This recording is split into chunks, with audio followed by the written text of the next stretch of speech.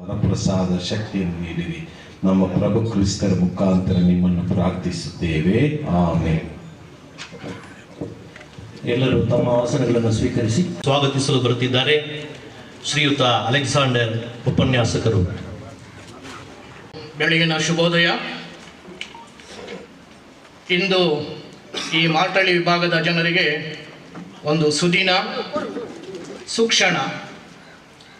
ನಮ್ಮ ಈ ವಿಭಾಗದ ಜನರ ಹಲವಾರು ವರ್ಷಗಳ ಕನಸು ನನಸಾಗುವ ಒಂದು ಸದುತ್ತರವನ್ನು ಪಡೆಯುವ ದಿನ ಅಂತ ಹೇಳಿದರೆ ತಪ್ಪಾಗಲಾರದು. ದೇಶ ಕುರಿತು ಶ್ರೀಯುತ ಸ್ಟೀಫನ್ ಮಾಸ್ಟರ್ ಅವರು ಮಂಡಿಸಲಿದ್ದಾರೆ.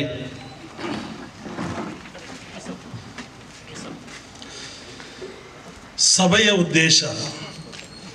ವೇದಿಕೆಯಲ್ಲಿ ಆಸೀನರಾಗಿರುವ ಗಣ್ಯರಿಗೂ ಹಾಗೂ ಈ ಸಭೆಗೆ ಆಗಮಿಸಿರುವ ಮಾರ್ಟಳ್ಳಿ ಭಾಗದ ಸಾರ್ವಜನಿಕರೆಲ್ಲರಿಗೂ ನಮಸ್ಕರಿಸುತ್ತಾ ಇಂದಿನ ಸಭೆಯ ಉದ್ದೇಶವನ್ನು ತಮ್ಮೆಲ್ಲರ ಮುಂದೆ ಮಂಡಿಸಲಾಗುತ್ತಿದೆ. ಈಗಾಗಲೇ ನಮ್ಮೆಲ್ಲರಿಗೂ ತಿಳಿದಿರುವಂತೆ ಮಾರ್ಟಳ್ಳಿ ಭಾಗದಲ್ಲಿ ಅಂತರ್ಜಲ ಮಟ್ಟವನ್ನು ಹೆಚ್ಚಿಸಲು ಈ ಭಾಗದಲ್ಲಿರುವ ಕೆರೆಗಳಿಗೆ ಕಾವೇರಿ ನೀರನ್ನು ತುಂಬಿಸಬೇಕೆಂಬ ಕೋರಿಕೆ ತೀವ್ರವಾಗಿದೆ. ಅದೇ ಸಮಯದಲ್ಲಿ ದಂಟಳ್ಳಿ ಮಾರ್ಗವಾಗಿ ನೀರನ್ನು ತರಬೇಕೆಂಬ ಮನವಿಯನ್ನು ಇಡಲಾಗಿದೆ. ಆದರೆ ಅದಕ್ಕೆ ಸಂಬಂಧಿಸಿದ ಅಧಿಕಾರಿಗಳು ಮತ್ತು ಕೆಲವು ಜನಪ್ರತಿನಿಧಿಗಳು ದಂಟಳ್ಳಿ ಮಾರ್ಗವಾಗಿ ಕಾವೇರಿ ನೀರನ್ನು ತರಲು ಸಾಧ್ಯವಾಗುವುದಿಲ್ಲ ಎಂಬ ಕಾರಣದಿಂದ ಬೇರೆ ಮಾರ್ಗದಲ್ಲಿ ಕಾವೇರಿ ನೀರನ್ನು ಕೊಡಲಾಗುವುದು ಎಂದು ತಿಳಿಸಿರುತ್ತಾರೆ ಎಂದು ತಿಳಿದು ಬಂದಿದೆ.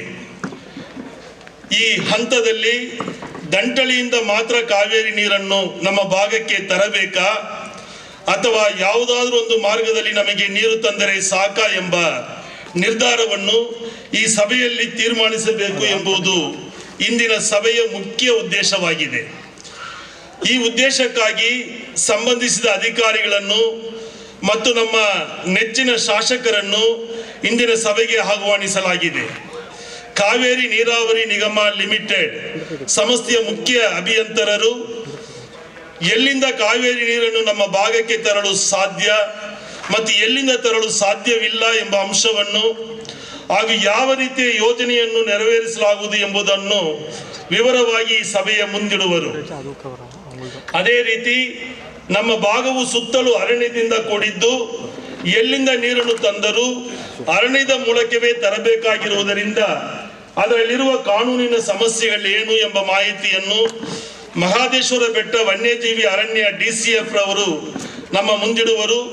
ಕಾವೇರಿ ನೀರನ್ನು ನಮ್ಮ ಭಾಗಕ್ಕೆ ತರಬೇಕಾದರೆ ಈ ಎರಡು ಅಧಿಕಾರಿಗಳು ಹಾಗೂ ಅವರ ಇಲಾಖೆಗಳು ಮುಖ್ಯ ಪಾತ್ರ ವಹಿಸುತ್ತವೆ. ಅದೇ ರೀತಿ ಚಾಮರಾಜನಗರ ಜಿಲ್ಲೆಯ ಸರ್ವತೋಮುಖ ಬೆಳವಣಿಗೆಯಲ್ಲಿ ಹಾಗೂ ಜಿಲ್ಲೆಯ ಆಗುಹೋಗುಗಳಲ್ಲಿ ಸರ್ಕಾರಕ್ಕೆ ನೆರವಾಗುತ್ತಿರುವ ನಮ್ಮ ಮಾನ್ಯ ಉಪವಿಭಾಗಾಧಿಕಾರಿಗಳು ಕಾವೇರಿ ನೀರನ್ನು ನಮ್ಮ ಭಾಗಕ್ಕೆ ತರಲು ಅವರ ಪಾತ್ರವೇನು ಎಂಬ ಮಾಹಿತಿಯನ್ನು ಈ ಸಭೆಯಲ್ಲಿ ಸ್ಪಷ್ಟಪಡಿಸುವರು. ನಮ್ಮ ಅಣೂರು ವಿಧಾನಸಭಾ ಕ್ಷೇತ್ರದ ಶಾಸಕರು MLA ರವರು ಕಾವೇರಿ ನೀರನ್ನು ನಮ್ಮ ಭಾಗಕ್ಕೆ ತರಲು ಸರ್ಕಾರದಿಂದ ಬೇಕಾದ ಅನುಮತಿಗಳನ್ನು ಹಾಗೂ ಕಾಲಕಾಲಕ್ಕೆ ಬಿಡುಗಡೆಯಾಗಬೇಕಾಗುವ ಅನುದಾನವನ್ನು ಹಾಗೂ ಕಾವೇರಿ ನೀರನ್ನು ಈ ಭಾಗಕ್ಕೆ ತರಲು ಕಾರ್ಯನಿರ್ವಹಿಸಬೇಕಾದ ಎಲ್ಲ ಇಲಾಖೆಗಳ ಅಧಿಕಾರಿ ವರ್ಗದವರೊಡನೆ ಮತ್ತು ನೀರಿನ ಪೈಪ್ಲೈನ್ ಹಾದು ಹೋಗುವ ಜಮೀನಿನ ರೈತರೊಡನೆ ಮತ್ತು ಇನ್ನಿತರರೊಡನೆ ನಿರಂತರ ಸಂಪರ್ಕದಲ್ಲಿದ್ದಾರೆ. ಈ ಕಾರ್ಯದಲ್ಲಿ ಆಗಬಹುದಾದ ಎಡರು ತೊಡರುಗಳನ್ನು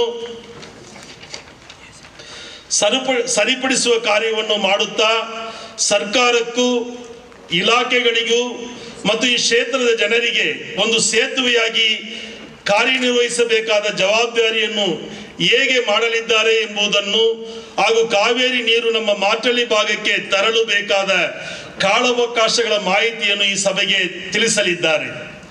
ಈ ಭಾಗದ ಪ್ರಜ್ಞಾವಂತ ಪ್ರಜೆಗಳಾದ ನಾವು ಮಾಡಬೇಕಾದ ಕಾರ್ಯವೂ ಇಷ್ಟೇ. ನಮಗೆ ಇಂಥದೇ ಸ್ಥಳದಿಂದ ಕಾವೇರಿ ನೀರನ್ನು ಕೊಡಬೇಕಾ ಅಥವಾ ಯಾವ ಸ್ಥಳದಿಂದಾದರೂ ಸರಿ ನಮಗೆ ಕಾವೇರಿ ನೀರು ಕೊಟ್ಟರೆ ಸಾಕ ಎಂಬುದಾಗಿ ತೀರ್ಮಾನಿಸುವುದು ಅಷ್ಟೇ. ಈ ಸಭೆಯಲ್ಲಿ ಯಾವ ಅನಾಗತ್ಯ ವಾದ ವಿವಾದಗಳನ್ನು ಮಾಡಲಾಗುವುದಿಲ್ಲ. ನಮ್ಮ ಕೋರಿಕೆಗೆ ಇಲ್ಲಿರುವ ಮಾನ್ಯ ಅಧಿಕಾರಿಗಳು ಹಾಗೂ ಮಾನ್ಯ ಶಾಸಕರು ನಮ್ಮ ಮುಂದಿಡುವ ವಿಚಾರಗಳನ್ನು ಗಮನವಿಟ್ಟು ಕೇಳುವುದು ಮತ್ತು ಯಾವುದಾದರೂ ವಿಚಾರವು ಸ್ಪಷ್ಟವಾಗದಿದ್ದರೆ ಅಥವಾ ಅರ್ಥವಾಗದಿದ್ದರೆ ಅದನ್ನು ಮತ್ತೊಮ್ಮೆ ಅರ್ಥ ಆಗುವ ರೀತಿಯಲ್ಲಿ ಕೇಳಿ ತಿಳಿದುಕೊಳ್ಳುವುದು ಮಾತ್ರವಾಗಿದೆ. ವಾದ ವಿವಾದಗಳನ್ನು ಮಾಡುತ್ತಾ ಹೋದರೆ ಸಮಸ್ಯೆಗೆ ಪರಿಹಾರವಿರುವುದಿಲ್ಲ. ಇಂದಿನ ಸಭೆಯು ಯಾವ ರಾಜಕೀಯ ಪಕ್ಷಕ್ಕೂ ಸಂಬಂಧಪಟ್ಟಿದ್ದಲ್ಲ. ಈ ಸಭೆಯಲ್ಲಿ ನಮ್ಮ ಕೋರಿಕೆಗೆ ಸಂಬಂಧಿಸಿದ ಅಧಿಕಾರಿಗಳಿದ್ದಾರೆ, ಈ ಭಾಗದ ಜನರ ಮತ್ತು ಸರ್ಕಾರದ ಪ್ರತಿನಿಧಿ ಇದ್ದಾರೆ. ಈ ಸಭೆಯಲ್ಲಿ ಯಾವ ರಾಜಕೀಯ ಪಕ್ಷದ ಬಗೆಯಾಗಲಿ ಯಾವ ರಾಜಕೀಯ ವ್ಯಕ್ತಿಯ ಬಗೆಯಾಗಲಿ ಯಾರು ಏನನ್ನೂ ಮಾತನಾಡುವುದಿಲ್ಲ. ಈ ಸಭೆಯು ಶಾಂತಿಯುತವಾಗಿ ನಡೆಯಲು ಎಲ್ಲರೂ ಸಹಕರಿಸಬೇಕೆಂದು ಅತಿ ವಿನಯದಿಂದ ಕೋರಲಾಗಿದೆ. ವಂದನೆಗಳು.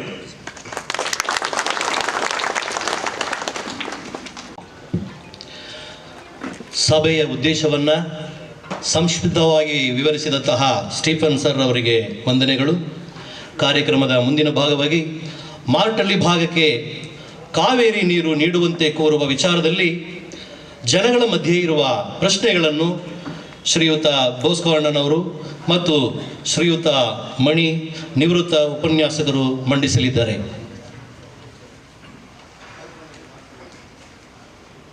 ಮಾರ್ಟಳ್ಳಿ ಭಾಗಕ್ಕೆ ಕಾವೇರಿ ನೀರು ನೀಡುವಂತೆ ಕೋರುವ ವಿಚಾರದಲ್ಲಿ ಜನಗಳ ಮಧ್ಯೆ ಇರುವ ಪ್ರಶ್ನೆಗಳು: 1. ನಮಗೆ ಸರ್ಕಾರ ನಿಜವಾಗಿಯೂ ಕಾವೇರಿ ನೀರು ಕೊಡುತ್ತದೆಯೋ? 2.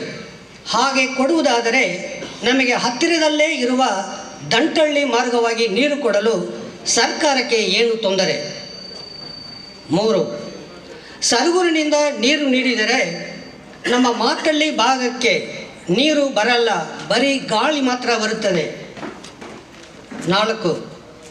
ದಂಟಳ್ಳಿ ಮಾರ್ಗವಾಗಿ ನಮಗೆ 4 ಅಡಿ ವ್ಯಾಸ ಪೈಪ್ನಲ್ಲಿ ನೀರು ಕೊಡಲು ಸಾಧ್ಯವಿರುವಾಗ ಸರಗೂರು ಮಾರ್ಗವಾಗಿ 2 ಅಡಿ ವ್ಯಾಸವುಳ್ಳ ಪೈಪ್ನಲ್ಲಿ ಯಾಕೆ ನೀರು ಕೊಡಲು ಯೋಜನೆ ರೂಪಿಸಿರುತ್ತಾರೆ? ಬಜೆಟ್ನಲ್ಲಿ ಹಣ ಬಿಡುಗಡೆಯಾಗುವ ಸಂದರ್ಭದಲ್ಲಿ ಮಾರ್ಟಳ್ಳಿ ಹೆಸರನ್ನು ಕೈ ಬಿಡಲಾಗಿದೆ. 5. ಸರಗೂರು ಯೋಜನೆಯಲ್ಲಿ ಮಾರ್ಟಳ್ಳಿ ಕೆರೆಗಳ ಪ್ರಸ್ತಾವನೆಯು ಇರುವುದಿಲ್ಲವಂತೆ, ಕೇವಲ ಸಂತೆಕಾಣಿ ಮಾತ್ರ ತೋರಿಸಿರುತ್ತಾರಂತೆ. ಕಾವೇರಿ ನೀರು ಕೊಡದೆ ಗರಿಕೆ ಕಂಡಿಯಿಂದ ನೀರು ಕೊಡುತ್ತಾರಂತೆ. 6. ಸರಗೂರಿನಿಂದ ನೀರು ತರುವ ಯೋಜನೆಯಲ್ಲಿ ಮಾರ್ಟಳ್ಳಿ ಭಾಗದ ಕೆಲವು ಮುಖಂಡರುಗಳಿಗೆ ಕಮಿಷನ್ ಸಿಗುವ ಕಾರಣ ಸರಗೂರಿನಿಂದ ಯೋಜನೆ ತಯಾರಿಸುತ್ತಾರೆ. 7. ಮಹದೇಶ್ವರ ಬೆಟ್ಟಕ್ಕೆ ಕಾವೇರಿ ನೀರನ್ನು ತಂದಿರುವಾಗ ದಂಟಳ್ಳಿಯಿಂದ ಯಾಕೆ ತರಲು ಸಾಧ್ಯವಾಗಲ್ಲ? 8. ಉತ್ತರಾಖಂಡ್ ಸರ್ಕಾರ ಕೋಶಿ ಎಂಬ ನದಿಯಿಂದ 25 ಕಿಲೋಮೀಟರ್ ದೂರದಲ್ಲಿರುವ ಅಲ್ಮೋಡ ಎಂಬ ನಗರಕ್ಕೆ ಭಾರೀ ಗಾತ್ರದ ಪೈಪುಗಳಲ್ಲಿ ನೀರನ್ನು ಕೊಡುತ್ತಿರುವಾಗ ದಂಟಳ್ಳಿಯಿಂದ ಯಾಕೆ ಕೊಡಲು ಸಾಧ್ಯವಿಲ್ಲ? 9. ಮಾರ್ಟಳ್ಳಿ ಭಾಗದಲ್ಲಿರುವವರು ತಮಿಳು ಭಾಷಿಕರಾಗಿರುವುದರಿಂದ ನಮಗೆ ನೀರು ಸಿಗುವುದಿಲ್ಲ. 10. ಜನರನ್ನು ದಿಕ್ಕು ತಪ್ಪಿಸುವುದಕ್ಕಾಗಿ ಇಂದಿನ ಸಭೆಯನ್ನು ಜನಗಳಿಗೆ ಮೋಸ ಮಾಡುವವರು ಏರ್ಪಡಿಸಿದ್ದಾರೆ. ಈ ಸಭೆಯಲ್ಲಿ ಭಾಗವಹಿಸಿದರೆ ನಮಗೆ ನೀರು ಸಿಗುವುದಿಲ್ಲ ಎಂದೆಲ್ಲ ಸಾಮಾಜಿಕ ಜಾಲತಾಣಗಳಲ್ಲಿ ಕೆಲವರು ಸುದ್ದಿ ಹರಡಿಸಿರುತ್ತಾರೆ. ಇಂತಹ ಹಲವಾರು ಪ್ರಶ್ನೆಗಳು ಜನರಲ್ಲಿ ಇರುವುದರಿಂದ ಈ ಪ್ರಶ್ನೆಗಳಿಗೆ ಉತ್ತರ ದೊರಕುವ ಹಾಗೆ ಇಂದಿನ ಸಭೆಯಲ್ಲಿರುವ ಮಾನ್ಯ ಅಧಿಕಾರಿಗಳು ಹಾಗೂ ಮಾನ್ಯ ಶಾಸಕರು ತಮ್ಮ ಸ್ಪಷ್ಟೀಕರಣವನ್ನು ನೀಡಬೇಕಾಗಿ ವಿನಯದಿಂದ ಕೋರಲಾಗಿದೆ.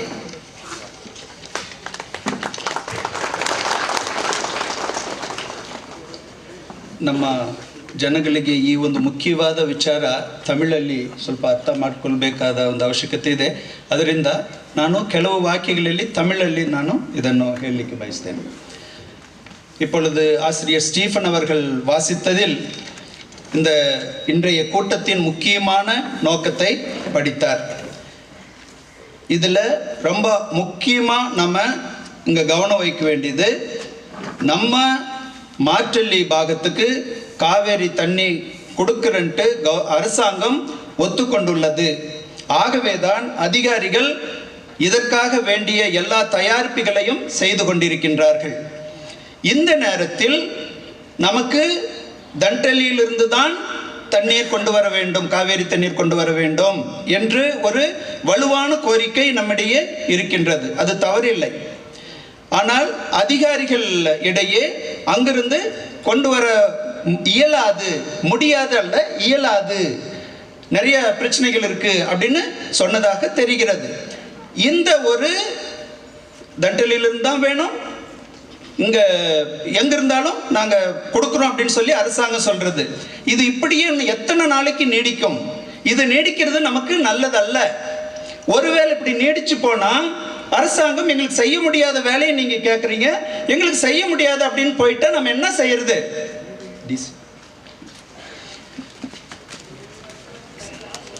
நாம இங்க தீர்மானம் எடுக்க வேண்டியது, எப்படி வேணாலும் எடுக்கலாம், இது நம்ம உரிமை. ஆனா இது ஜனங்களுக்கு சொல்லி, ஏன்னா இந்த தண்ணீர் வரதும் வராததுனால பாதிக்கப்படுறது நம்ம மக்கள் தான். அதனால இந்த சபையினுடைய முக்கியமான நோக்கமாக ஒரே வரிதான், நமக்கு இந்த இடத்திலிருந்தே தான் தண்ணி கொண்டு வரணும், அது சொரகூர்லேருந்தே தான் கொண்டு வரணும், அல்லது தண்டலிருந்தே தான் கொண்டு வந்துடணும், அல்லது இன்னொரு இடத்துல இருந்து தான் கொண்டு வரணும் அப்படின்னு நம்ம கேட்குறோமா, அல்லது அரசாங்கம் எங்கிருந்து கொடுத்தாலும் எங்களுக்கு தண்ணீர் வந்தா போதும் அப்படின்றத முடிவு பண்ணுமா? தயவு செஞ்சு திரும்பி சொல்றேன், இந்த இடத்துல இருந்து தான் எங்களுக்கு தண்ணீர் கொண்டு வரணும்னு கேட்குறோமா, அல்லது அரசாங்கம் எங்க இருந்தாவது எங்களுக்கு தண்ணீர் கட்டாயம் கொடுத்து தான் ஆகணும் அப்படின்றத நாம கேட்குறோமான்றத நாம முடிவு பண்ண வேண்டியது இருக்கு.